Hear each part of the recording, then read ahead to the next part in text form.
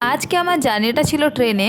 অন্যান্য ওয়ার্কিং ডেজের তুলনায় আজকে ট্রেনটা অনেকটাই ফাঁকা ছিল। আর ট্রেনটা ফাঁকা দেখে কাকিমাটা ভাবলো বসে আর লাভ কি, তো শুয়েই পড়ি। আমি মেট্রোতেই বেশি যাতায়াত করি। আজকে মেট্রোতে একটু প্রবলেম থাকা আজকে ট্রেনের জার্নি, আর এই দাদাটার ট্রেনের থেকেও বেশি তাড়া ছিল। তো ফাইনাল স্টেশন আমি পৌঁছে গেছি। এটা হচ্ছে শিয়ালদা স্টেশন। তো শিয়ালদা স্টেশন অন্যান্য দিনের তুলনায় আজকে অনেকটাই ফাঁকা ছিল। শিয়ালদার এত ফাঁকা যেটা একদমই মানা যাচ্ছিল না।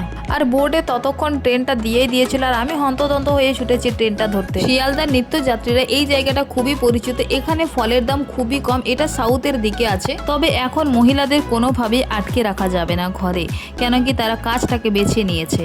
কত বাধা উপেক্ষা করে তারা কিন্তু এগিয়ে যাচ্ছে। এই এগোনোর আর কোনো শেষ হবে না। তবে দেখে ভালোও লাগে, কেন কি মহিলারা এতটা এগিয়ে যাচ্ছে এবং তাদের ফ্যামিলির পিছনে তারা ঢাল হয়ে দাঁড়াতে পারছে।